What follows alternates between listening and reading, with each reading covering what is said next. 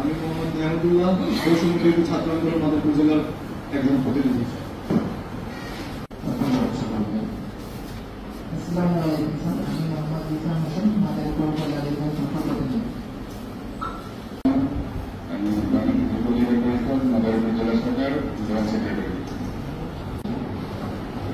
আসসালামু আলাইকুম স্যার, আমি মডেল তারিক, ইউসি সম্পর্ক গেমস অফিসার।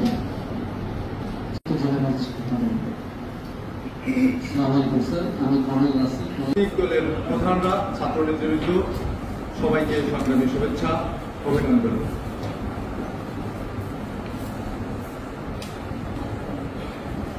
আজকের যে মসজিদ নির্মাণ সভা, আজকে যে দেশের ক্লান্তি লগ্ন চলছিল, এই ক্লান্তি লগ্নের আমি মোহাম্মদ নিয়ামতুল্লাহ সরকারি মাদারীপুর কলেজ। এই পরিবর্তিত সময়ে এখন বাংলাদেশের যে আইন শৃঙ্খলা পরিস্থিতি এবং সার্বিক পরিস্থিতি, সেটা নিয়ে আমরা আশাবাদী, শঙ্কিত, পাশাপাশি আশাবাদী যে আগের থেকে অনেক ইমপ্রুভ হয়েছে, এর জন্য আশাবাদী বললাম।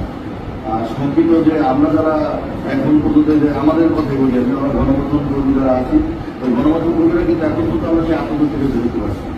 অর্থাৎ কাজ করতে যাবো, কোথায় কোন সিচুয়েশনে আপনারা ভালো কাজ করছেন বিধায় আমি অনেকের কাছ থেকে শুনতে পাচ্ছি যে মোটামুটিভাবে আইন শৃঙ্খলা পরিস্থিতি মাদারীপুরের আল্লাহর মর্জি সহনশীল পর্যায়ে আছে।